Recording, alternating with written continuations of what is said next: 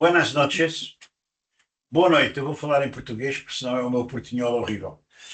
A ADCAP, Associação para o Desenvolvimento da Cooperação em Arqueologia Peninsular, nossa associação, organiza esta palestra pelo arqueólogo Dr. Javier Gómez Marín, que vai tratar do tema Evolução diacrónica e principais características da arquitetura doméstica urbana hispano-romana.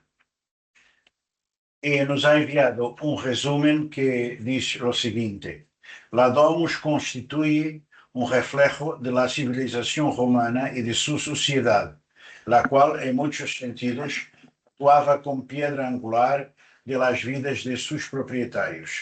En ellas se combinaba lo público y lo privado, el ocio y el trabajo, el recogimiento y los actos lúdicos, la sencillez y el lujo, la espiritualidad y el materialismo, etc. Con tales conceptos y principios en mente, esta ponencia está destinada a ofrecer una imagen de las principales características, así como de la evolución diacrónica de las viviendas urbanas hispano-romanas, en las que apreciaremos la existencia de profundas transformaciones, no solo en su forma y organización espacial, sino en elementos como las técnicas constructivas, las instalaciones hidráulicas, o los programas ornamentales. O autor es licenciado en Historia por la Universidad de Murcia, tiene el máster en Arqueología Medieval por la Universidad de York y es doctor en Arqueología por la Universidad de Murcia. A lo largo de su carrera profesional, ha desempeñado la profesión de arqueólogo en numerosos yacimientos pertenecientes a diversos periodos históricos, tanto en España como en el extranjero, Reino Unido, Italia, Palestina, Albania, Bulgaria. Continua trabajando como autónomo para empresas privadas o para instituciones tales como la sede de University College London, en Qatar. Respecto a su labor investigadora, sus publicaciones presentan un marcado carácter analítico y diacrónico, centrado principalmente en el estudio de la arquitectura doméstica y los contextos habitacionales del Mediterráneo occidental. Voy entonces a cerrar mi micrófono para dar la palabra a nuestro palestrante de hoy. Muchas gracias. Muchas gracias. Le doy a compartir, ¿no? A ver.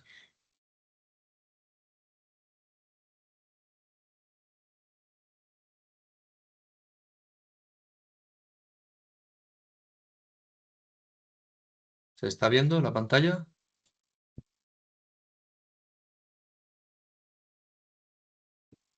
Sí. Perfecto. ¿Se ve todo bien? Sí, todo bien. Muy bien. Bueno, pues muchas gracias a todos los presentes. Buenas noches. Gracias al profesor Jorge y a la profesora Vale, también a la asociación ADCAP, que me ha permitido y me ha dado la oportunidad de llevar a cabo esta charla, que como se ha indicado, va a estar centrada en la evolución diacrónica y las principales características de la arquitectura doméstica urbana hispano-romana.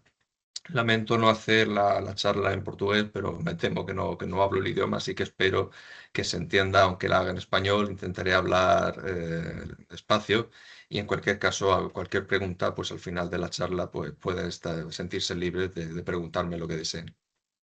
Bien.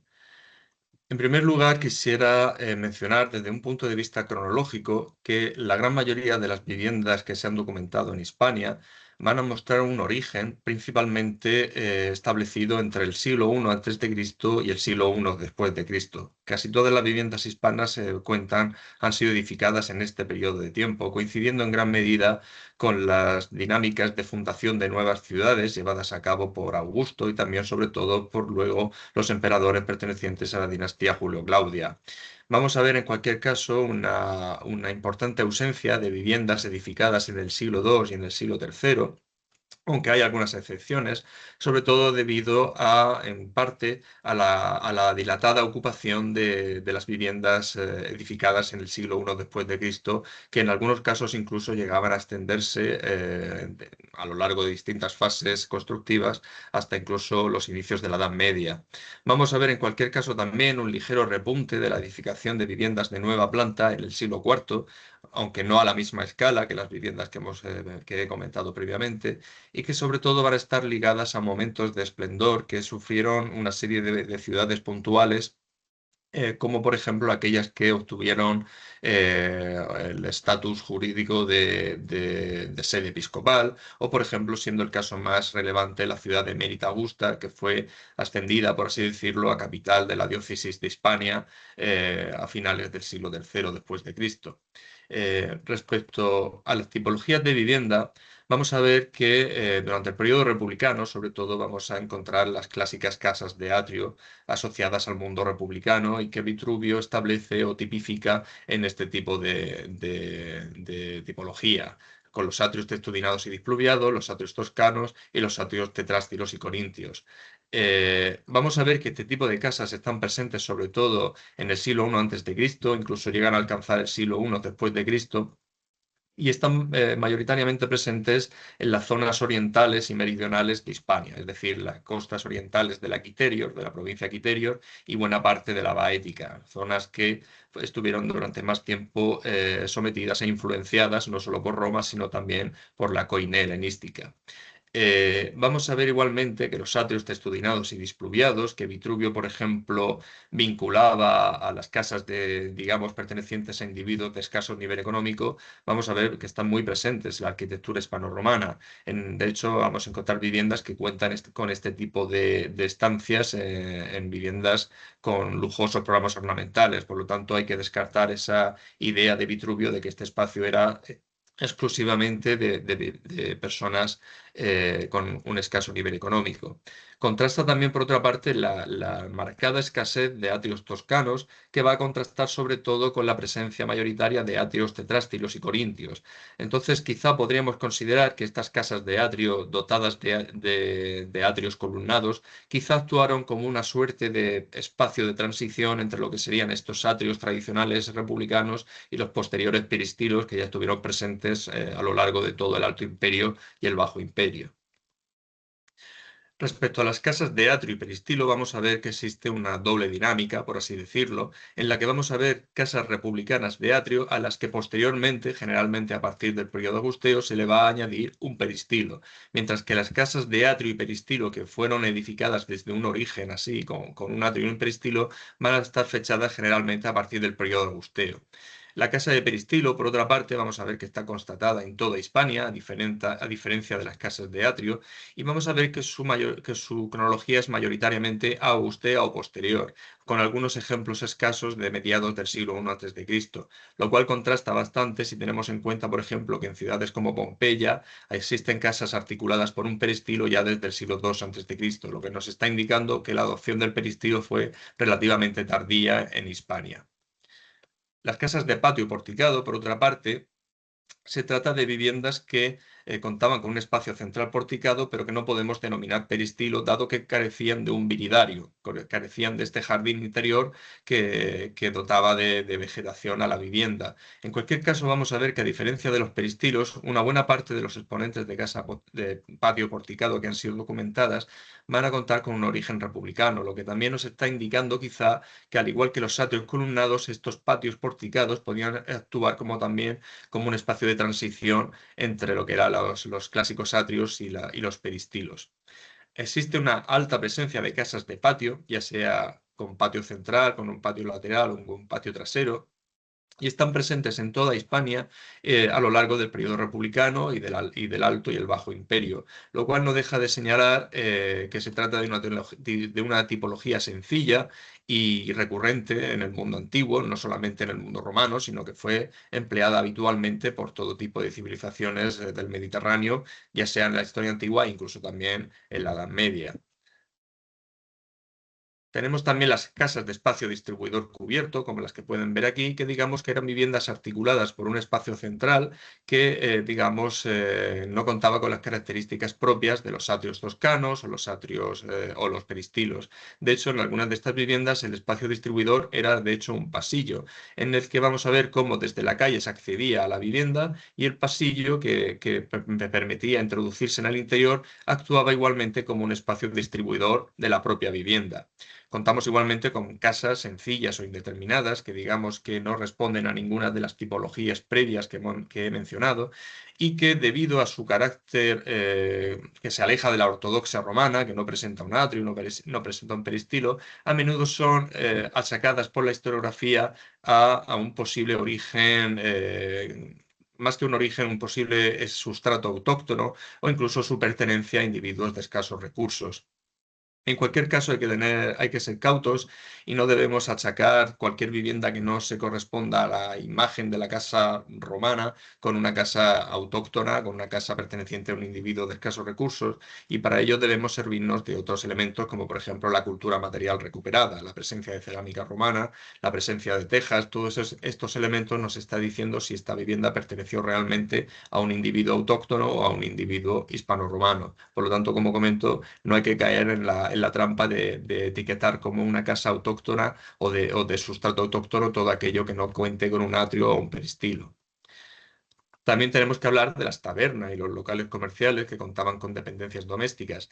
Si bien es posible y bastante probable que gran parte de las ciudades hispano-romanas estuvieran jalonadas por múltiples establecimientos comerciales dotados de estas dependencias domésticas, lo cierto es que hay pocas evidencias documentadas, no tanto porque no existieran, sino porque por lo general estas dependencias domésticas se solían disponer en las plantas superiores de los establecimientos comerciales, los cuales por motivos obvios han desaparecido y se han venido abajo, quedando tan solo normalmente algunas evidencias dispuestas sobre los pavimentos de lo que sería la taberna o el local comercial. También es habitual encontrar, incluso en el periodo republicano, el fenómeno o la dinámica de los edificios públicos que perdieron con el paso del tiempo su funcionalidad original y acabaron convertidos en viviendas.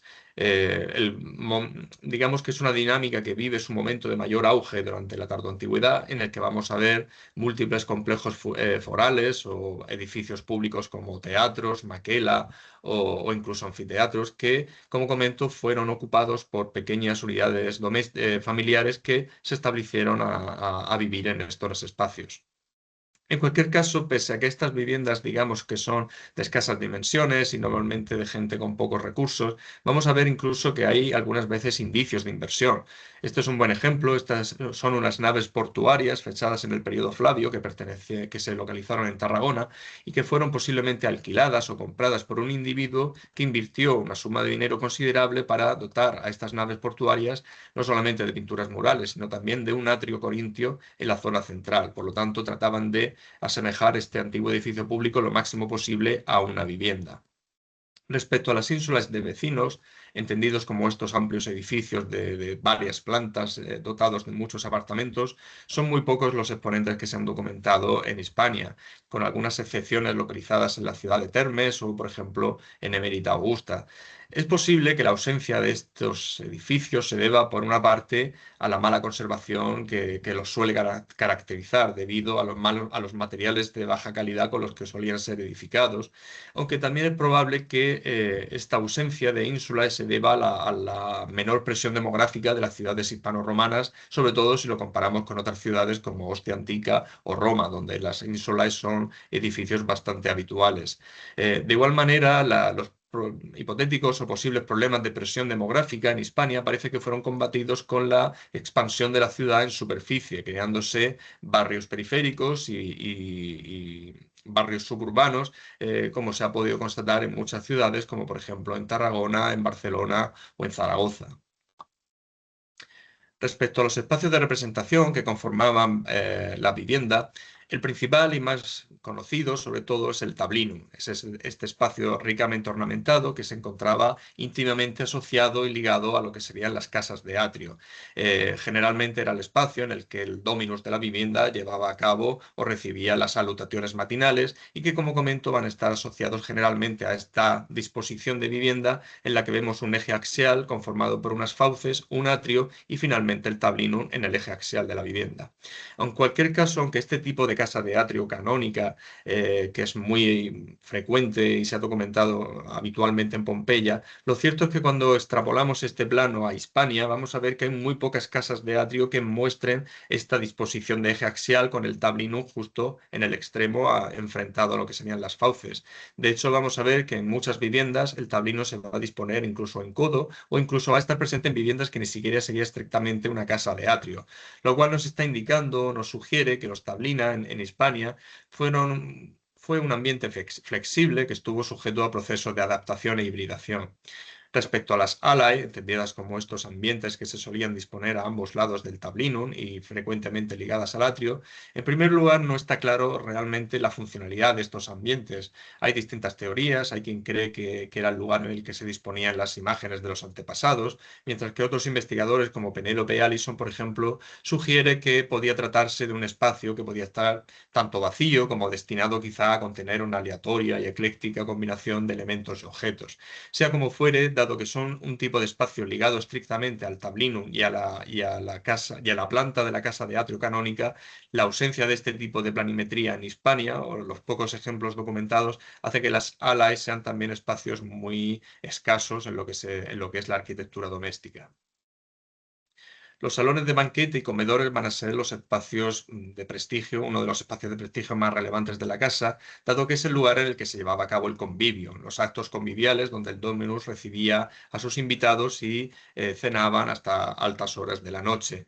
Vamos a ver que son espacios ricamente ornamentados y que las fuentes escritas denominan con un largo y variado número de términos, desde kenatio a kenaculum, pasando también por oecus, por excedra. En cualquier caso, el término más frecuentemente utilizado va a ser el de triclinium. De hecho, a diferencia de esos espacios que he mencionado, el triclinium va a contar con una serie de elementos que nos permite identificarlos con ciertas garantías, lo cual no se puede decir igual de otros espacios de la vivienda. Por una parte, vamos a ver que los triclinia van a contar con un tipo de pavimentación muy característica conocida como de T más U, en el que, por ejemplo, en esta U sería donde se dispondrían los lechos triclinares, donde esta gente comería recostada y que por lo tanto va a contar con una ornamentación mucho más sencilla, dado que no estarían a la vista de los invitados. Al contrario, lo que sería la T estaría conformada por este espacio de recepción, donde el dominus recibiría a los invitados a la cena, y esta zona en la que se dispondría la mesa con los alimentos, y que al estar a la vista de las visitas va a contar con una ornamentación mucho más elaborada. Esta compartimentación de la estancia en zona de recepción y en zona de banquete va a también marcarse en algunas ocasiones mediante la ornamentación mural. De igual modo, los triclinias, sobre todo a partir del periodo Augusteo y sobre todo en las casas de peristilo y de patio porticado, va a ocupar el espacio que, digamos, estaba reservado a los tablina en las casas de atrio, dispuestas en el eje axial de la entrada, el peristilo en este caso, o patio porticado, y finalmente el triclinium, en detrimento del tablino que durante el periodo alto imperial va a ir progresivamente desapareciendo. Respecto a los otros espacios de representación, vamos a contar con las estancias absidadas, las cuales también van a estar ricamente ornamentadas y que sobre todo van a surgir a partir del siglo III y parte del siglo IV. Es posible que la aparición de estos espacios absidados esté relacionada con su gran presencia en los palacios que empezaron a ser edificados en el periodo de la tetrarquía y que contaban con estas estancias absidadas, lo cual quizá movió a la aristocracia hispano-romana a dotar a sus viviendas de estas estancias. Por ejemplo, está en la casa de la calle Bisbe Casador de Barcelona, donde vemos que esta vivienda del siglo IV va a contar con estos espacios absidados, mientras que esta vivienda, la casa 1 de Clunia, es una vivienda alto imperial del siglo I después de Cristo, pero que va a sufrir toda una serie de reformas en el siglo III y en el siglo IV que, entre otras cosas, va a dotar a sus estancias de un ábside. Estos ábsides van a ser importantes en gran medida porque va a ser el lugar en el que generalmente se va a disponer el estivadium, este mueble, este lecho en forma de sigma, en el cual va a comer o va a celebrarse el convivium por parte de la aristocracia bajo imperial. Si bien es cierto que va a encontrarse este mueble ya en el siglo II después de Cristo, generalmente dispuestos en espacios descubiertos como los jardines de los peristilos, lo cierto es que su presencia no va a ser mayoritaria hasta ya mediados del siglo III y sobre todo en el siglo IV, donde vamos a ver que empieza este mueble a disponerse en los espacios absidados, ocupando, como he dicho, precisamente el ábside de la estancia.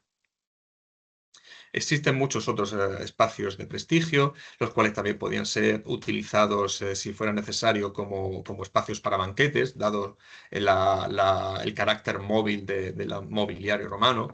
Y vamos a ver, por ejemplo, que entre estos espacios contamos con los oecus, o los oeci más bien, los cuales son descritos por Vitruvio y tipificados en toda una serie de distintos elementos, como por ejemplo los oequi tetástilos, los oequi corintios, los oequis egipcios y los oequi cificenos.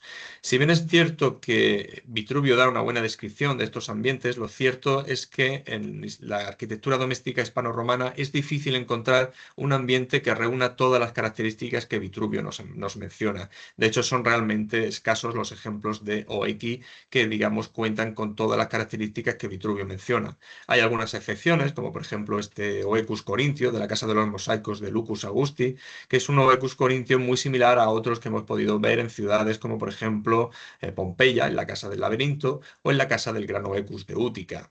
Contamos también con algunos ejemplos de oecus egipcio, que Vitruvio nos describe con una morfología similar a una basílica y que, por ejemplo, se va a localizar en algunas ciudades como Ampurias, en la Casa del Horno.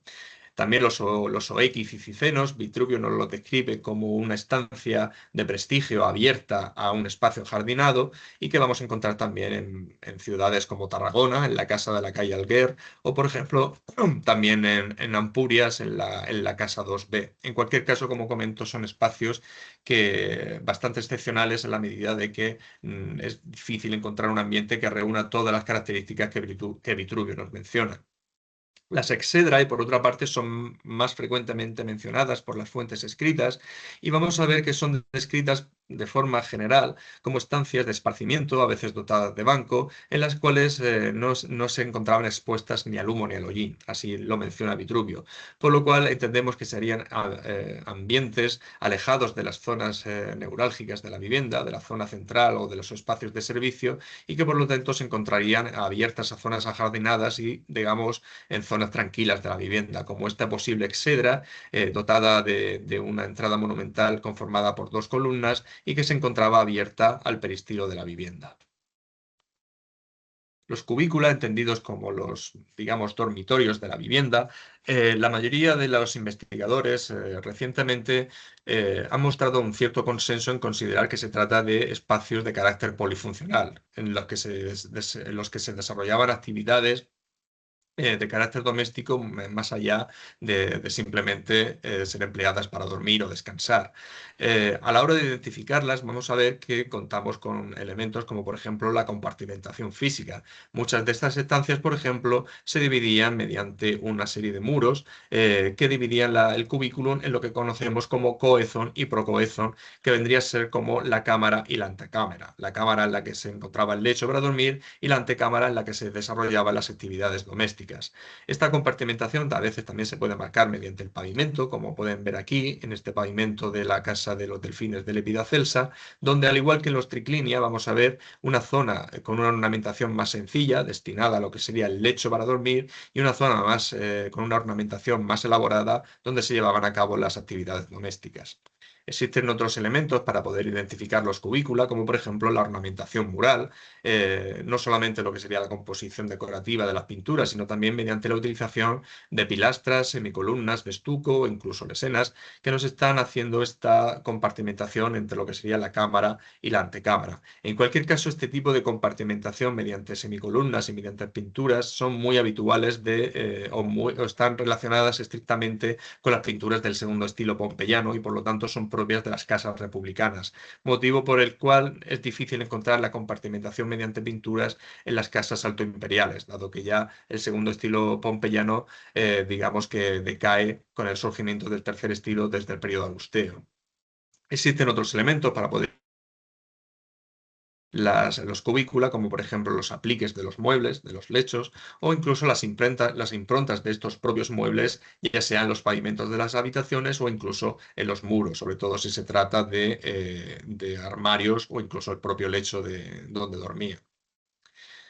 La orientación, por lo general, Vitruvio estableció que la mejor orientación era hacia el este, ¿no? Donde podían disfrutar de la luz matinal de la mañana. En cualquier caso, vamos a ver que, si bien es cierto que la mayoría de los cubículas que se han documentado muestran una orientación hacia el este y en menor medida hacia el sur, vamos a ver muchos cubículas que están orientados también hacia el norte y hacia el oeste. Lo cual también nos está indicando que el propietario de la vivienda disponía sus cubículas en la medida de sus posibilidades, cuando la planimetría de la vivienda lo permitía. Es curioso también observar que los cubículas, sobre todo durante el periodo republicano y el Alto Imperio, ya en menor medida en el Bajo Imperio, van a caracterizarse por, si bien cuentan con pinturas murales, van a caracterizarse por unos pavimentos muy sencillos. Van a ser pavimentos de tierra, van a ser pavimentos de mortero, de signinum, y quizá este tipo de pavimentación se deba al carácter privado de la vivienda, perdón, de la estancia, dado que no estaban destinadas a ser vistas por las visitas. En cualquier caso, esta pavimentación sencilla podía ser subsanada mediante la utilización de alfombras o tapetes, las cuales, como podrán comprender, han desaparecido. Vamos a ver igualmente que muchos de estos cubículos van a estar generalmente conectados o dispuestos alrededor de un espacio central que articulaba la vivienda, y solamente en algunas excepciones, generalmente en aquellas viviendas de mayores dimensiones, vamos a ver cómo los cubículos sí que van a estar alejados o totalmente aislados de las zonas de tránsito de la vivienda, como por ejemplo en esta vivienda que es la casa del acueducto de Termes, donde se pudo disponer de estos cubículos en las zonas más alejadas de lo que serían las áreas de tránsito. Vamos a ver también cómo estos cubículos, pese a que son espacios, como he comentado, en los que se podía descansar, vamos a encontrar una buena cantidad de cubículos muy cerca o muy próximos a los espacios de representación. Y de hecho, en un tercio de estos cubículos van a estar directamente conectados al espacio de representación, lo cual nos evidencia la existencia de lo que Ana Paola Zaccaria mencionaba como un cubículum de prestigio. Es decir, un cubículum que estaba destinado sobre todo a llevar a cabo actividades domésticas, pero que no estaban destinados al descanso. A diferencia de los otros cubículos, estos cubículos sí que contaban con pavimentos mucho más lujosos, y de hecho ninguno de estos cubículos suele estar orientado al este, lo cual nos está indicando que el descanso o dormir no era la actividad prioritaria de este tipo de habitación. Vamos a ver en Hispania una enorme cantidad de espacios de culto, como por ejemplo elementos como los lararios pictóricos, los nichos, sacraria y saquela, aedícula y altares, o incluso otros espacios de culto como por ejemplo los mitreos. Pero es relevante mencionar que la gran mayoría, con algunas excepciones muy puntuales, van a ser espacios de culto edificados o con un origen en el periodo augusteo o posterior. De hecho, los espacios de culto presentes en casas republicanas fueron espacios añadidos con posterioridad, sobre todo eso en el periodo augusteo posterior, lo cual nos está indicando también que la adquisición por parte de la población hispano-romana de los elementos de culto itálicos fue un proceso más tardío que de lo que podríamos imaginar en un primer momento. Los espacios de acceso, vamos a encontrar tres principales tipos de espacios de acceso. Por una parte contamos con los vestíbulos, que no hay que entenderlo con el concepto de vestíbulo que tenemos hoy en día, sino que eran ambientes que se localizaban en el exterior de la vivienda y que precedían a la entrada principal. Van a ser pequeños ambientes retranqueados respecto a la línea de la fachada de la vivienda, y que en las fuentes clásicas se nos identifica como amplios ambientes dotados incluso de vegetación o elementos escultóricos. En cualquier caso, como pueden ver aquí, o también, por ejemplo, los exponentes documentados en Pompeya, van a ser de escasas dimensiones y simplemente van a actuar como un pequeño espacio previo a la puerta en el que podían esperar algunas de las visitas antes de entrar a lo que sería la vivienda. De igual manera, vamos a ver en Pompeya, por ejemplo, cerca de estos vestíbulos van a disponerse incluso algunos bancos donde las visitas podían esperar a ser recibidos, lo cual nos está indicando nuevamente que el tamaño de este tipo de ambiente no era suficiente para albergar a todas las posibles visitas de la mañana. Las fauces, por otra parte, van a ser estos pasillos de entrada que están íntimamente ligadas a las casas de atrio y que vamos a ver, por ejemplo, que van a estar también presentes en otras tipologías, pero sobre todo en las casas de atrio. Los espacios vestibulares, por otra parte, entendidos como estos ambientes de recepción que sucedían a lo que era la entrada principal de la vivienda, van a estar presentes en todas las tipologías, incluso también en las casas de atrio, como pueden ver aquí, y van a estar también muy asociadas a las casas de peristilo, sobre todo ya en el Alto Imperio. Es preciso mencionar que tanto las fauces como los espacios vestibulares, por lo menos durante el periodo republicano y el periodo alto imperial, van a destacar por, al igual que los cubícula, carecer de pavimentos de calidad. Van a estar también pavimentados con pavimentos de tierra, pavimentos de mortero, de signino, y solamente ya en el Bajo Imperio vamos a ver la presencia de pavimentos teselados. Es posible que el propietario de la vivienda quisiera crear un contraste entre lo que era la primera estancia que veía la visita y luego los espacios de prestigio, o simplemente, perdón, al igual que los cubícula, quizá esta pavimentación tan sencilla era subsanada mediante la utilización de alfombras o tapetes que han desaparecido a día de hoy. Los balneas, estos baños privados, vamos a ver que van a contar en la mayoría de los casos con un origen augusteo o posterior, sobre todo con un momento de gran actividad balnearia ya en el siglo III y sobre todo en el siglo IV. Este origen de los balneas sobre todo va a estar ligado a la presencia o a la aparición de los acueductos en Hispania, sobre todo a partir del periodo augusteo, momento en el que por lo tanto estos balneas que necesitaban o requerían de agua corriente van a poder aparecer. De hecho, también vamos a ver que más del doble de los balneas que se han documentado van a ser añadidos con posterioridad al origen de la vivienda, lo cual nos está indicando que en algunas casas, hasta que no contaron con este suministro público de agua, no pudieron contar con un balneum. De igual manera, vamos a ver como en algunas ciudades, como por ejemplo Brácara, a raíz de su ascenso a capital provincial de la Galaecia, va a dotar a muchas de sus viviendas autoimperiales de espacios termales a finales del siglo III o ya en el siglo IV, a raíz sobre todo del momento de esplendor que estaba viviendo la ciudad. Las letrinas van a caracterizarse sobre todo por su ausencia. Están prácticamente ausentes en la arquitectura doméstica hispano-romana. Hay muy pocos ejemplos documentados con seguridad y los pocos ejemplos documentados se van a localizar normalmente cerca de las cocinas y los balneas, dado que el agua proveniente de estos ambientes generalmente iba a sanear la letrina de camino hacia la canalización o la cloaca de la calle que delimitaba la vivienda. Este escaso número de letrinas documentadas quizás se explique por su hipotética ubicación en una planta superior de la vivienda, como se puede ver, por ejemplo, en ciudades como Pompeya o Herculano. En cualquier caso, por motivos obvios, la destrucción de las casas no nos permite asegurar la existencia de una letrina en una planta superior. Las cocinas van a constituir uno de los principales espacios de servicio de las casas y generalmente la arqueología las va a identificar sobre todo por la presencia de hogares, de bancos de trabajo, de cerámica de cocina, restos de fauna quizá ligada a la preparación de los alimentos. En cualquier caso vamos a ver que estos espacios para el cocinar van a estar generalmente ubicados lo más lejos posible de los espacios de representación de la vivienda. En cualquier caso esto siempre va a depender de la disponibilidad de espacio y la superficie de la vivienda. En cualquier caso, en aquellas viviendas en las que la superficie disponible no permitía aislar o no permitía alejar la cocina, se va a recurrir a otros elementos como por ejemplo entradas acodadas o incluso la presencia de espacios previos que por lo general iban a ser utilizados como almacenes. Los espacios de servicio, entendiendo entre los que encontramos también los ambientes artesanales o de producción, van a estar bastante presentes en la arquitectura hispano-romana y vamos a ver que de entre los distintos tipos de producciones que se llevaban a cabo, la más habitual va a ser la del vino, la de aceite, seguida en menor medida por la metalúrgica, aunque debemos hablar de una actividad metalúrgica de escasa entidad, destinada a crear pequeñas herramientas o pequeños elementos de ornamentación. En cualquier caso, al igual que las cocinas, en la medida de lo posible, estos espacios de producción se va a disponer lejos de las áreas de tránsito y de representación de la vivienda.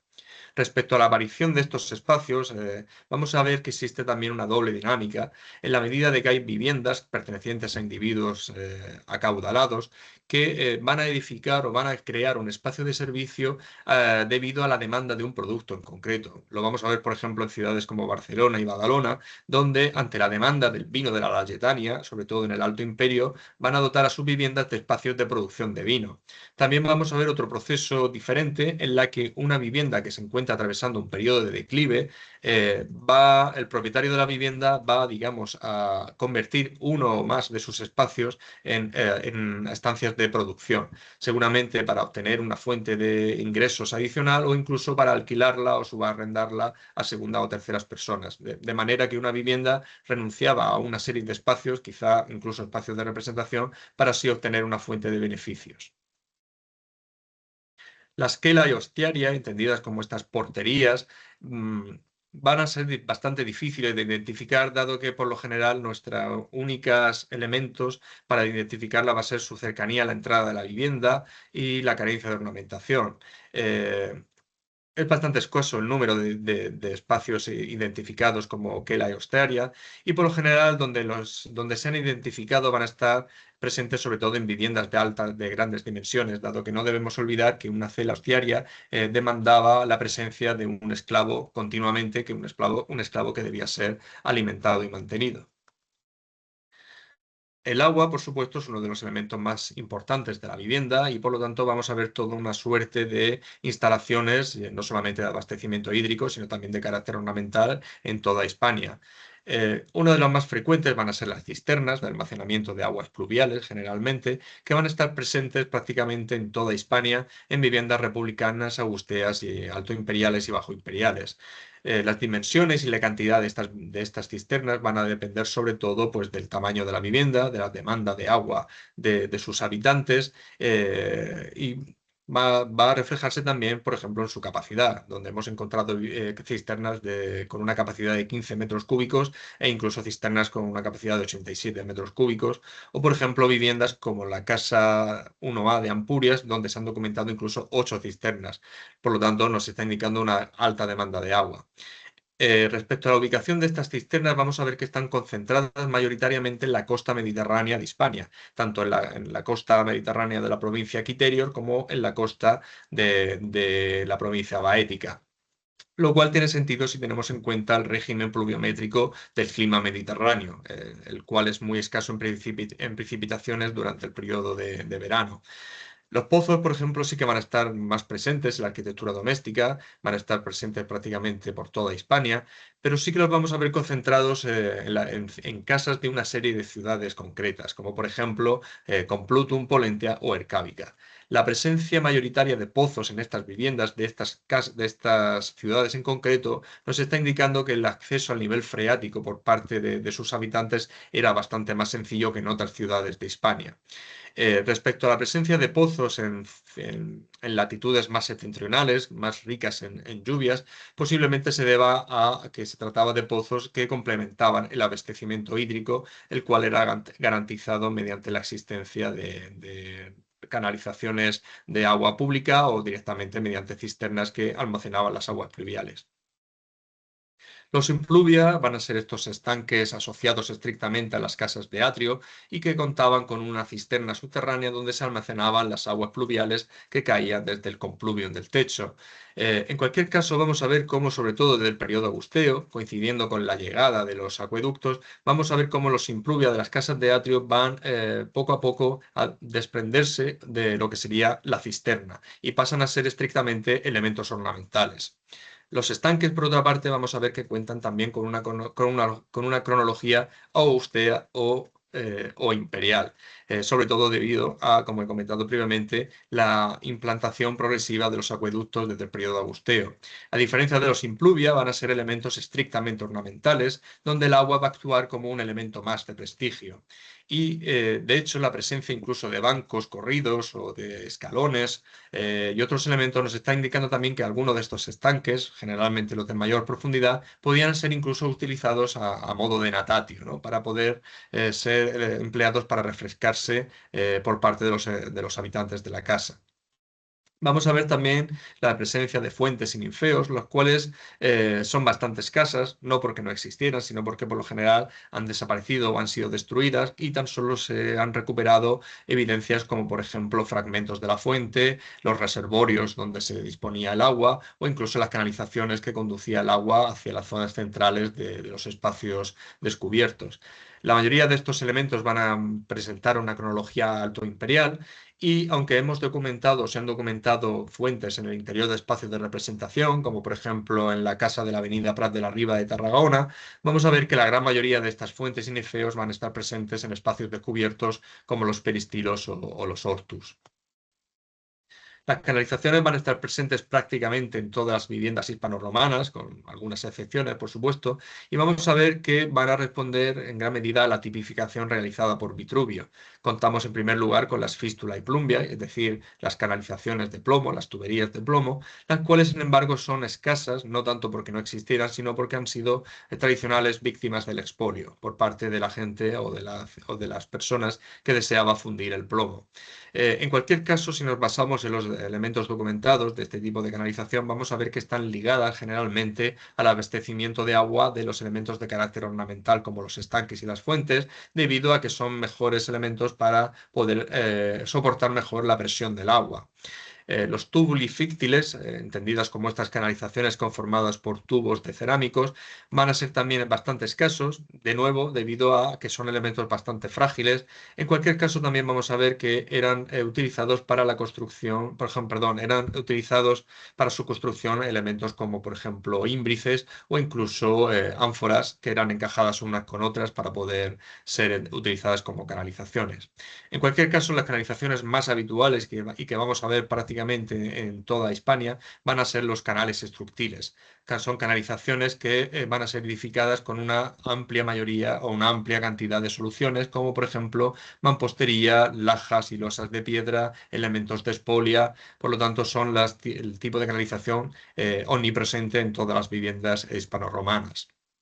Respecto a la evacuación de aguas negras y residuales, vamos a ver de nuevo que los canales estructiles son los elementos principalmente utilizados para la evacuación de aguas negras, debido sobre todo a que, dado el carácter de su contenido, digamos que la salubridad del agua no era importante y por lo tanto no eran herméticas ni la presión tampoco era importante. También se utilizaron pozos negros, seguramente, a juzgar por lo que se ve en ciudades como Pompeya, pero se han documentado bastante pocos en Hispania, sobre todo porque son difíciles de identificar, dado que muchos de estos pozos, dado su contenido, pues el contenido al ser orgánico ha desaparecido, o incluso porque muchos de estos pozos fueron utilizados como vertederos y son generalmente confundidos como vertederos. En cualquier caso, con base en los exponentes documentados, vamos a ver que estos pozos negros se solían disponer en zonas descubiertas o lejos de lo que serían las principales estancias de la vivienda, donde los olores no pudieran molestar a los habitantes o a los invitados.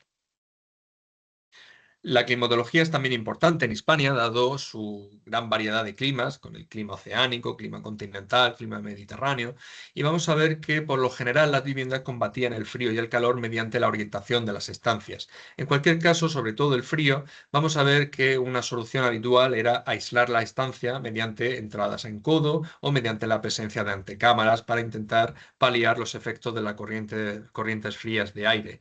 En cualquier caso, también hay soluciones baratas y más sencillas, como por ejemplo la utilización de hogares y braseros, o soluciones mucho más lujosas vinculadas a viviendas de prestigio, como son los espacios calefactados mediante hipocaustum.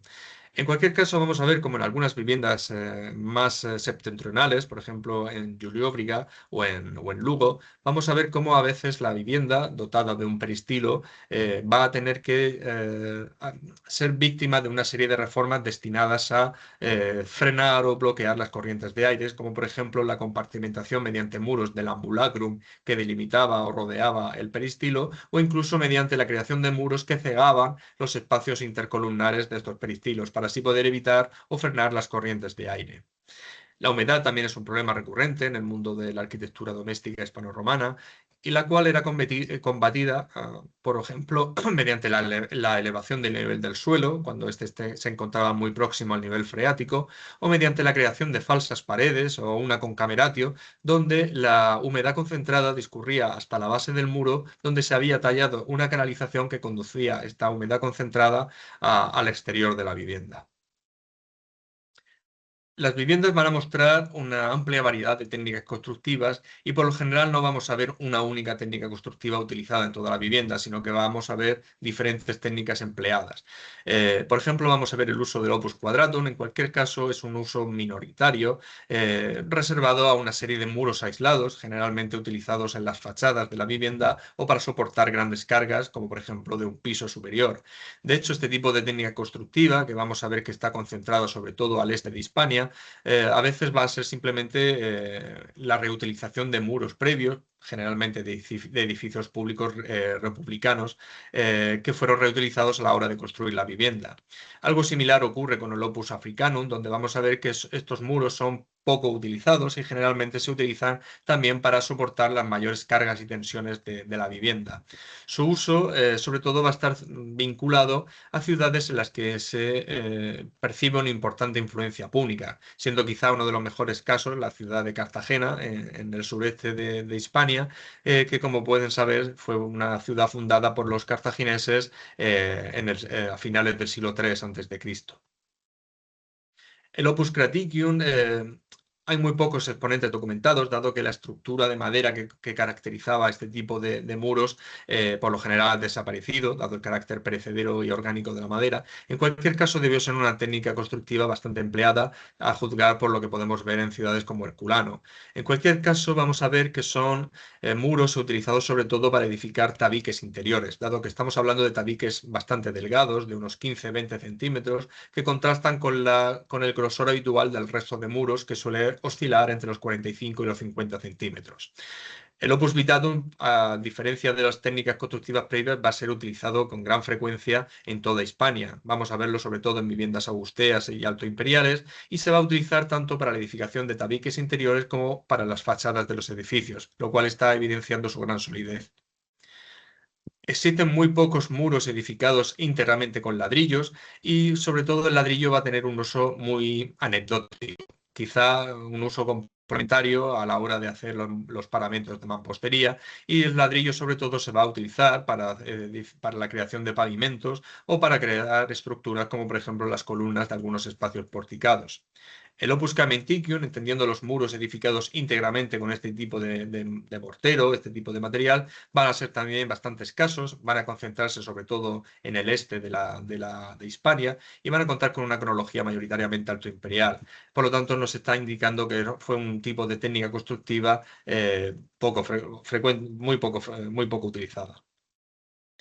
La técnica constructiva omnipresente va a ser los aparejos de mampostería, en los cuales vamos a ver que durante el periodo republicano va a ser bastante, digamos, poco uniforme, aunque poco a poco con el tiempo las hiladas de mampostería van tendiendo a la horizontalidad y a una mayor homogeneidad. Y sobre todo a partir del periodo augusteo vamos a ver cómo ya empieza a utilizarse el mortero de cal, a diferencia del periodo republicano, donde casi siempre se utilizaba la tierra o el barro como aglutinante a la hora de trabar los mampuestos. Los muros de tapial y adobe, entendidos como muros íntegramente elaborados en tapial o en adobe, van a ser bastante escasos y por lo general van a surgir en la mayoría de los casos con motivo de una reforma, como por ejemplo una reforma de escaso calado, como por ejemplo cegar vanos, reforzar estructuras o compartimentar ambientes. Pero es bastante extraño encontrar una casa que cuenta desde un origen con muros de tapial o adobe. Los pavimentos, vamos a ver también una variedad importante. Por ejemplo, los pavimentos de tierra, que están altamente documentados en Hispania y que van a estar prácticamente presentes en todas las viviendas tardorrepublicanas. Ya en el Alto Imperio y en el Bajo Imperio vamos a ver cómo los pavimentos de tierra van a estar restringidos a espacios como, por ejemplo, los espacios de servicio, las cocinas o, por ejemplo, también los cubículos, como he mencionado previamente. Los pavimentos de piedra también cuentan con una presencia bastante llamativa, pero vamos a ver que sobre todo van a ser empleados en los patios de las casas. De hecho, esta utilización prioritaria de los pavimentos de piedra, de los enlosados de piedra en los patios descubiertos de alguna casa, quizá nos está indicando una suerte de sustrato autóctono, dado que muchas viviendas prerromanas de la península ibérica van a contar o van a estar articuladas con patios pavimentados con enlosados de piedra. Los pavimentos de material latericio o cerámico, con losas o baldosas de cerámica, van a ser menos abundantes que los anteriores ejemplos, quizá debido al expolio que los ladrillos suelen sufrir. En cualquier caso, los elementos documentados van a ser mayoritariamente altoimperiales y sobre todo van a aparecer en los espacios descubiertos. Los pavimentos de mortero van a estar presentes tanto en casas tardorepublicanas y altoimperiales y en menor medida en las casas bajoimperiales, y vamos a ver una importante concentración de estos pavimentos en las ciudades del conventus casaragustanos de la provincia de Quiterio, como por ejemplo Bilbilis, Valderrera o Lépida Celsa, lo cual nos está indicando una suerte de utilización prioritaria de esta pavimentación en esta zona de Hispania. En cualquier caso, vamos a ver cómo estos pavimentos empiezan a mostrar a veces indicios de ornamentación mediante teselas o incluso mediante la incrustación de fragmentos de mármol. Los pavimentos de opus igninum o cochopesto van a caracterizarse por una altísima presencia a lo largo de todo el periodo romano de la península ibérica, seguramente debido a su versatilidad, dado que son pavimentos hidrófugos y utilizados no solamente para las estancias, sino también para todo tipo de elementos de carácter hidráulico. En cualquier caso, vamos a ver también una doble tendencia en la medida de que las casas dotadas de pavimentos más sencillos van a utilizar los pavimentos de opus igninum en los espacios de representación, mientras que las casas que contaban con pavimentos mucho más lujosos van a usar los pavimentos de opus igninum para los espacios más humildes de la vivienda. Como comento, hay esa doble dinámica. Los pavimentos de opus igninum teselatum o de cochopesto teselado, a diferencia del signinum liso, van a ser mayoritariamente tardorepublicanos. Van a estar presentes sobre todo en los espacios de aparato y en menor medida en los atrios y los cubículas. Pero en el siglo I después de Cristo van a desaparecer por completo, sustituidos completamente por los mosaicos, por los pavimentos de opus teselatum, que van a estar presentes en la arquitectura hispano-romana desde finales del siglo I a.C. y que van a estar sobre todo presentes en los espacios de aparato. Vamos a ver en cualquier caso que más de la mitad de estos pavimentos teselados van a surgir con motivo de una reforma, en las cuales se sustituirán los pavimentos de opus igninum teselado o de mortero o de tierra por estos pavimentos más lujosos, lo que nos está indicando la predisposición por parte del propietario de sustituir o mantener actualizada desde un punto de vista decorativo su vivienda. Algo similar ocurre con los pavimentos de opus sectile, con estas placas de mármol, que van a estar presentes en la arquitectura desde la primera mitad del siglo I después de Cristo y que van a estar reducida su presencia casi exclusivamente a los espacios de aparato, y que, al igual que los pavimentos teselados, van a surgir en su gran mayoría tras una reforma acontecida en la vivienda. Ya voy terminando, que no quiero pasarme de tiempo. La ornamentación mural, vamos a ver que las pinturas del primer estilo y del segundo estilo, que son pinturas asociadas estrictamente a viviendas republicanas, van a ser bastante escasas, sobre todo porque en la gran mayoría de los casos, o bien la casa republicana ha sido destruida y amortizada por una casa altoimperial, o directamente las pinturas de estos estilos republicanos han acabado siendo sustituidas por pinturas más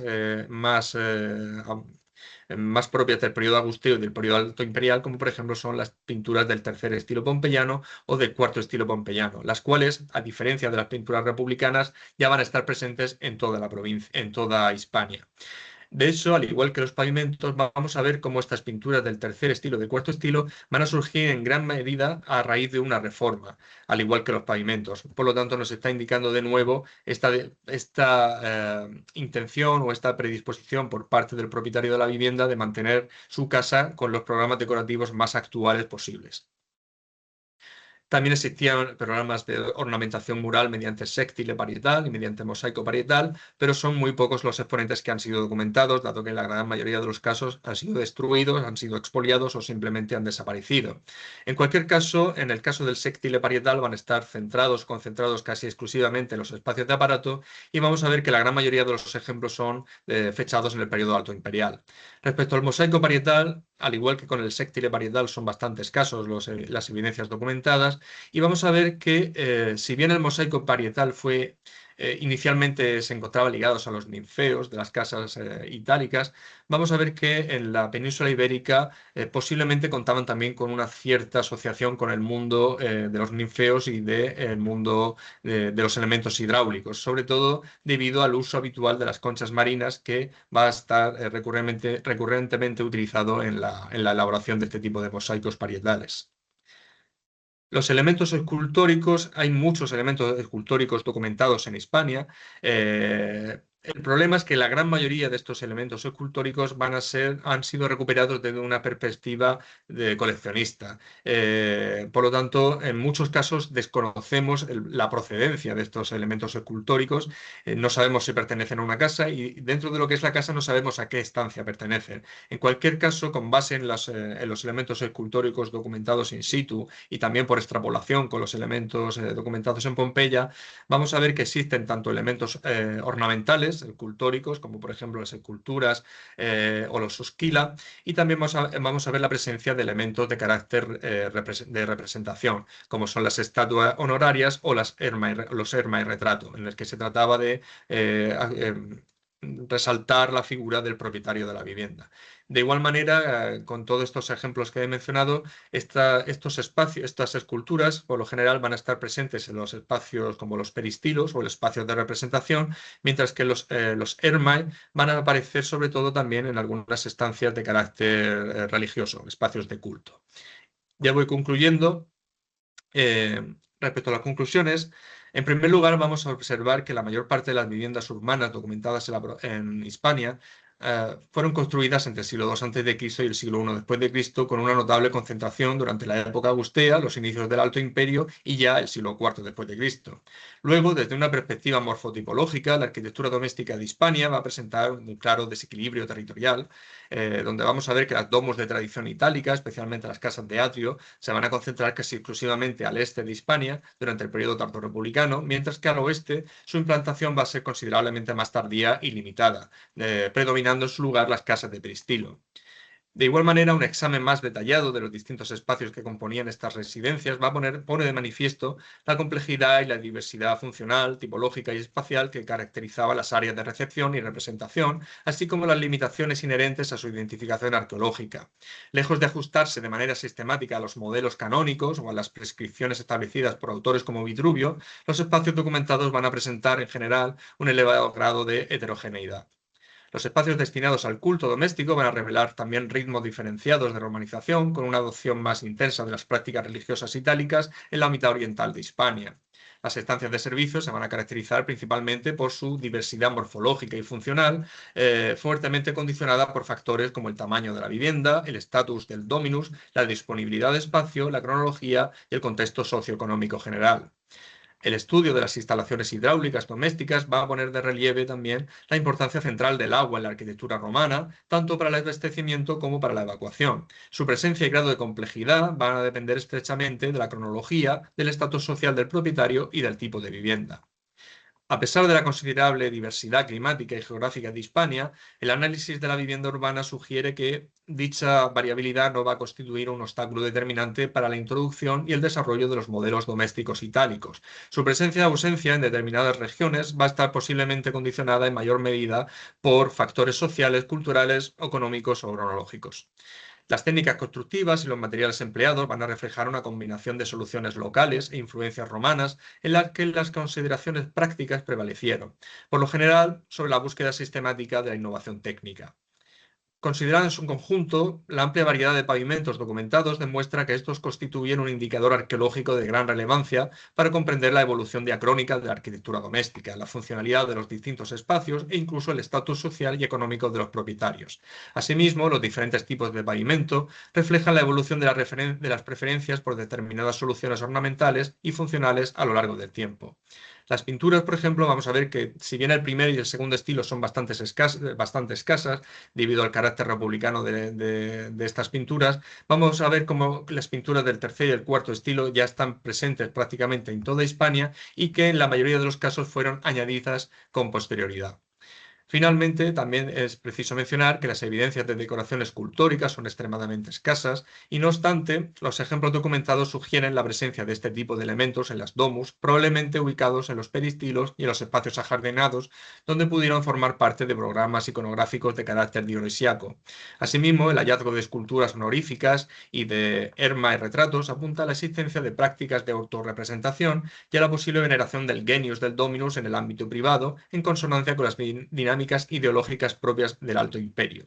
Y finalmente, y para concluir, mencionar que la adaptación de los elementos arquitectónicos itálicos por parte de la población hispano-romana fue un proceso muy heterogéneo y gradual, y que vamos a poder observar cómo la zona oriental, abiertamente o que estuvo tradicionalmente abierta a la coiné helenística, fueron los primeros en adaptar los elementos arquitectónicos itálicos en detrimento de las zonas occidentales de Hispania, donde quizá, o en algunos casos, no vamos a ver elementos de carácter itálico hasta bien avanzado el siglo I después de Cristo. Muchas gracias a todos, muy obrigado por escucharme. Muito obrigado. Pergunto agora às pessoas presentes, embora sejam poucas, mas de qualquer modo, se gostariam de pôr questões ao nosso conferencista. Nomeadamente, por exemplo, o António Silva, que não sei se me está a ouvir, eu não consigo ouvir o som dele, nem ver a expressão dele.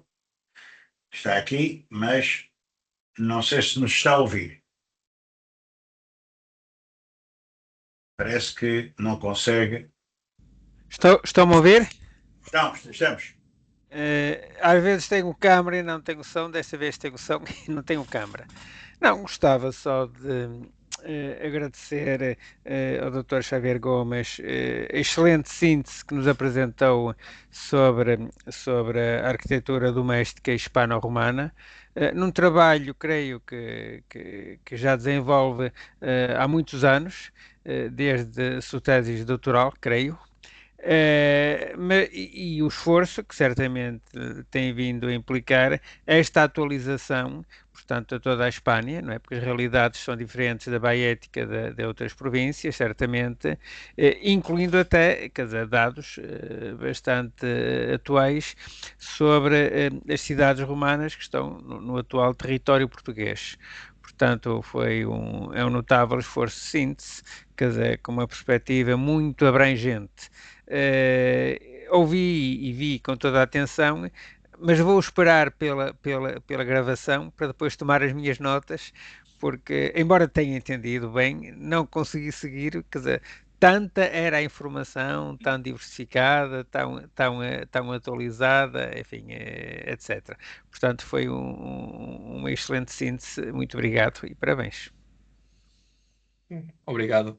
Perdón si con mi español no se ha entendido. He intentado ir rápido y... Nós compreendemos aqui muito bem o espanhol e, sobretudo, os mais velhos, mas eu acho que isso é de todas as gerações. Já estamos habituados há muitos anos a contactar com arqueólogos do país vizinho, não é? Tu sabes que nós organizamos congressos de arqueologia peninsular, portanto, lidamos sempre toda a vida com arqueólogos do país vizinho e nem sequer nos passaria pela cabeça estudar alguma coisa em Portugal sem considerar o resto da Península Ibérica, como é evidente. Só que, por exemplo, eu, a Ana Val, até a minha própria mulher, que é mais generalista porque é arqueóloga de uma câmara, de um ayuntamento, mas eu, a Ana Val, dedicámos-nos mais à pré-história, às arquiteturas da pré-história. E realmente aquilo que vimos de arquitetura romana foi sempre com mais uma visão de turista, ou talvez em visitas de estudo, mas pelo menos eu não tinha uma visão tão estruturada, nunca tinha visto uma exposição tão bem estruturada, que se vê que o Javier Gomes é uma pessoa, de facto, um autêntico especialista da arquitetura doméstica, pelo menos, mas certamente também da outra, da época romana, que nos apresentou, de facto, aqui uma tal variedade de temas relacionados com a casa urbana, não é? Porque está implicada aqui a ideia que não se trata aqui de vivendas rurais, não é? Mas sim só nas cidades. E tão variada e complexa que, de facto, também eu vou esperar pela gravação, ou para ver a gravação, para poder, o registro, não é? Para poder ficar a perceber um pouco mais, não é? Porque há um aspecto apenas que eu gostaria de perguntar, como ignorante, como aluno. A Casa Romana tem, e fizeste referência várias vezes, às questões simbólicas de cada espaço, não é? O espaço não é nunca uma coisa neutra, não é uma coisa funcional, é também uma coisa de natureza social e simbólica. Gostarias de nos fazer uma espécie de breve síntese? Eu sei que em Espanha já é uma hora mais tarde e que o cansaço já deve estar a aparecer, mas de qualquer maneira, os vários espaços da casa, não é? Apesar da sua enorme variabilidade, não é? Existe, ou podemos referir a uma pessoa que não saiba nada, qualquer coisa de sintético sobre qual era a percepção que tinha um romano rico, talvez, e um romano pobre, dentro da urbanidade, das suas próprias locais de vivenda. Porque para nós a casa, não é? Na sociedade contemporânea, e sempre foi assim com certeza, é um espaço de tranquilidade, de silêncio, de, de privacidade, não é? É o espaço onde nós nos sentimos mais à vontade. Era assim na época romana ou havia aquela espécie de espaço onde, uma vez li alguns que estavam, por exemplo, um casal fazendo amor, expressão que eu detesto, e passava um escravo ou uma escrava e era como se passasse um animal doméstico ou outra coisa qualquer. Isso é verdade, pode-se pensar assim. Compreendes o que eu estou a perguntar? Compreendes mi português, porque eu não quero empezar a hablar portuñol. O sea, he entendido que me ha preguntado si había una diferencia entre lo que eran las casas pertenecientes si me lo puedes- La cuestión es, la casa es llena de simbolismos, ¿no? Sí, Nuestra casa, por fuera, es una cosa. Hay quien tenga viviendas propias. sí, sí, Esa es una cosa. Nosotros habitamos en un apartamento, en un predio, en un sí, sí, edificio. Pero cuando entramos por la puerta de entrada do ascensor, depois entramos em casa, nos sentimos em um outro espaço. sí, Esse espaço, por vezes, tiene só a diferença do espaço exterior de uns milímetros, que é o espessor da porta de entrada.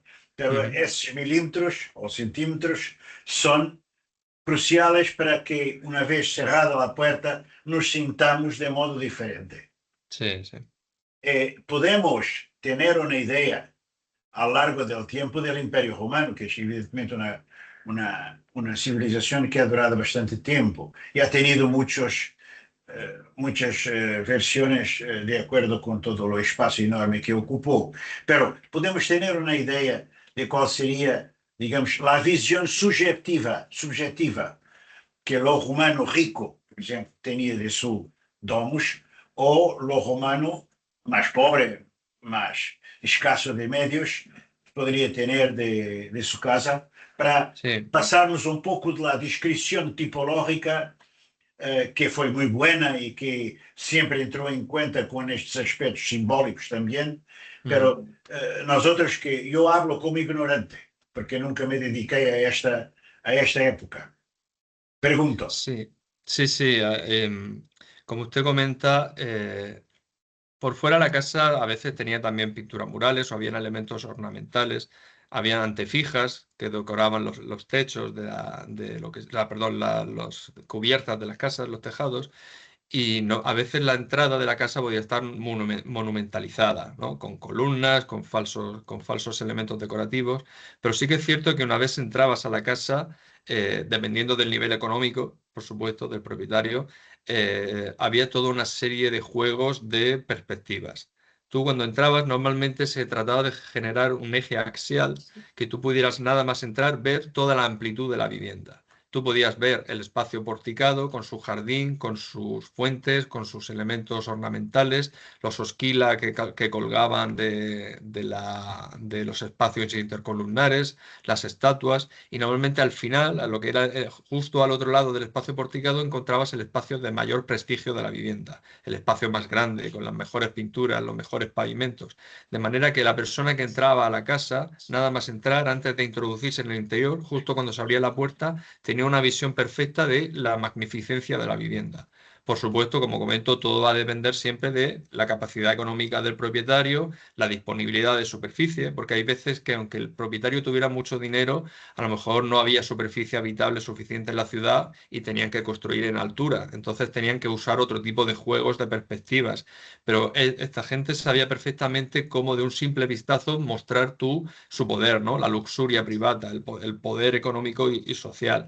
Luego, por ejemplo, los elementos escultóricos también van a jugar dentro de la figura del propietario. Los pavimentos, por ejemplo, la presencia de mitos, de representaciones de mitos, de escenas mitológicas, era también una muestra una manera de mostrar cultura, de mostrar que tú eras una persona culta que era capaz de hablar del mito de Hércules o del mito de la Odisea o lo que fuera. De igual manera, cuando recibían visitantes, pues podían mencionar, pues estas son las ninfas o estas son las musas, ¿no? Era una manera también de mostrar tu inteligencia. También era una manera de a veces en las pinturas, sobre todo ya en el Bajo Imperio, se hacían pinturas en las que se representaba al propio propietario pues cazando o llevando a cabo actividades circenses o gladiatorias. Era una manera también de mostrar vigor, de mostrar el poder económico de la persona. Pero sí, por supuesto, una vez que tú cruzabas la puerta, incluso nada más cruzarla, de un simple vistazo sabías que estabas entrando en la casa de alguien muy importante y muy poderoso. De hecho, en las casas de atrio y peristilo, normalmente el tablino, ¿no? Este espacio que estaba en el eje axial, no contaba con puertas, no contaba con una puerta, sino que estaba totalmente abierta al atrio y también al peristilo que estaba detrás. Y por lo tanto, de un simple vistazo podías ver toda la extensión de la vivienda a lo largo. Y podías ver el espacio que articulaba la vivienda, el atrio, el tablino, que era el espacio más prestigioso, y al final el peristilo. Entonces era una manera de un simple vistazo saber que estabas entrando en la casa de una persona con mucho poder económico y social. Pero sí, sí, completamente, totalmente. Sí, sí, muchas gracias. No. Compreendo. Pedro, quer expor alguma questão? Sí, primero, muchas gracias por la charla. Me gustó mucho. Es un vistazo muy concreto y descriptivo de todas las problemáticas. Así que felicitaciones, me gustó Gracias. mucho. Una pequeña pregunta se refiere a la presencia de instrumentos domésticos, es decir, cerámica, ánforas, lucernas y otros materiales sencillos, digamos, de uso común. Si esto ha interesado a usted, o ¿qué puede decir brevemente sobre la cuestión de estas? Porque esto tiene que ver, por ejemplo, en relación a las ánforas, con la mencionada función económica de vino, por ejemplo, ¿no? Así, pregunto si hay algo a decir sobre eso. Muchas gracias de nuevo, Javier. Muchas gracias por la pregunta. Sí, por supuesto, la cultura material es una de las principales herramientas que tenemos a la hora de identificar los espacios de la vivienda cuando no contamos con nada más. Porque cuando llegas a una vivienda, la estás excavando y encuentras un pavimento, un mosaico o pinturas murales, ya enseguida sabes que estás ante un ambiente de representación. Pero si encuentras una habitación en la que no hay ornamentación, no hay ni pintura ni pavimentos, por lo general, porque no siempre es correcto, pero por lo general la idea primera es pensar que es un espacio de servicio, un espacio donde podían vivir los esclavos, o un espacio en el que se cocinaba, en el que se almacenaba comida. Entonces, por supuesto, el material es importante porque si tú estás en un espacio en el que no tienes evidencias de mobiliario o no tienes, por ejemplo, un banco de trabajo, un hogar, y encuentras mucha cerámica de cocina, te está indicando que estás posiblemente en la cocina. Si encuentras mucha cerámica de almacenamiento, estarás en un almacén, en una despensa. Luego, por ejemplo, también se da esas paradojas en las que tú estás en un espacio, a lo mejor con un mosaico, y encuentras elementos de almacenamiento. Entonces, claro, ¿por qué se debe eso? Bueno, la vivienda evoluciona con el paso del tiempo y es lo que he dicho antes, lo que originalmente era un espacio de prestigio, con el paso del tiempo, a lo mejor el propietario, por motivos diversos, acabó convirtiéndolo en un espacio de producción, porque necesitaba alquilarlo, porque necesitaba una fuente de financiación y por lo tanto ese espacio con mosaicos se convirtió en un espacio de almacenamiento o de producción. Luego también no hay que descartar la presencia de plantas, de una planta superior, que ese material haya caído desde arriba y que sea perteneciente a un espacio de servicio. Luego también, por ejemplo, hay ejemplos de estanques localizados en jardines que fueron reutilizados y reconvertidos en ambientes para el vino y para el aceite. Entonces eso, hay que tener en cuenta que cuando tú ves una vivienda estás viendo la fotografía final, estás viendo cómo acabó. Y lo que originalmente era un triclinium, con el paso del tiempo se pudo convertir en un espacio de producción de aceite, que se ve, hay casos bastante documentados. En Badalona, si no me equivoco, en la casa del mosaico de Baco, se ve un triclinium con un pavimento de Baco, en la que se ve el triunfo de Baco, y se ve como una prensa de vino que cayó lo que era la piedra y rompió el pavimento y está ahí clavada. Y era porque esa habitación se convirtió en un espacio de producción de vino, por lo que he comentado antes, porque había tanta demanda de vino de la zona de la costa de la Layetania que al final el propietario dijo, es una manera rápida de conseguir dinero. Tengo este espacio que por el motivo que sea ya no lo necesito, ya no lo uso, lo voy a convertir en un espacio de producción de vino. Por lo tanto, los materiales muchas veces es lo que nos asegura la funcionalidad de la estancia o también la evolución de la estancia. Por lo tanto, cuando tú ves un pavimento teselado o unas pinturas murales, si bien el primer indicio, la primera intención es establecer que es un espacio de prestigio, sí, originalmente fue así, pero a lo mejor con el paso del tiempo cambió. Por lo tanto, los materiales son muy importantes. De igual manera, la mayor o menor presencia de lucernas, como has comentado, también te puede estar indicando que en esa habitación no llegaba la luz del sol, que podía provenir de los espacios descubiertos o de ventanucos, y por lo tanto era una zona muy aislada de la casa donde la iluminación se garantizaba mediante las lucernas. De igual manera, la ausencia de lucernas te está indicando que posiblemente esa zona estaba iluminada mediante la luz que entraba del atrio, del patio, de lo que sea. Por lo tanto, sí, la cultura material es vital a la hora de poder establecer la funcionalidad de las distintas estancias de la casa y sobre todo su evolución a lo largo del tiempo, porque como ya he comentado, existen algunas evidencias, no son muchísimas, pero existen evidencias de casas, a lo mejor edificadas en el periodo agusteo, que estaban incluso en uso ya durante el periodo visigodo. O sea, por eso digo que las casas cambian de propietario, pasan de una persona a otra, pero siguen en uso y las habitaciones cambian a lo largo de los siglos. Espero poder haber respondido su pregunta. Muchas gracias. A usted. Pues muchas gracias. Yo te traté por tú. Creo que eso no tiene mal.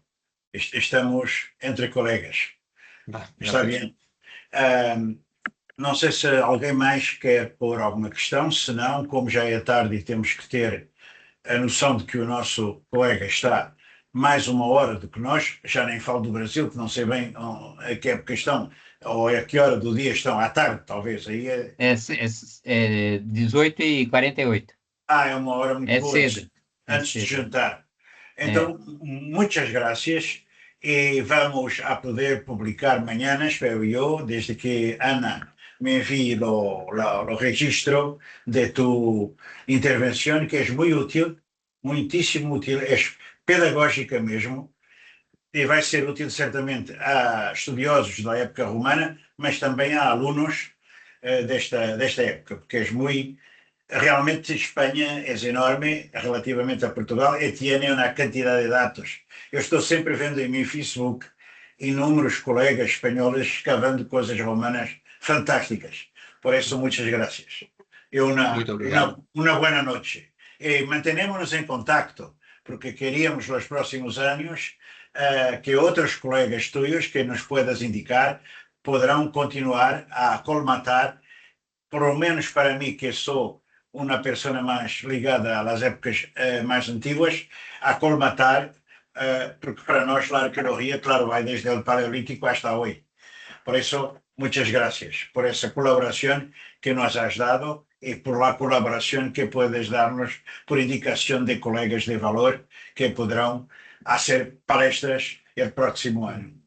Muchas Muy gracias. obrigado, ha sido un placer. Gracias. Muchísimas gracias. Muchas Muchas gracias, gracias. Javier. Gracias, adiós. Buenas noches. Buenas noches. Boas noites a todos. Adeus, Ana.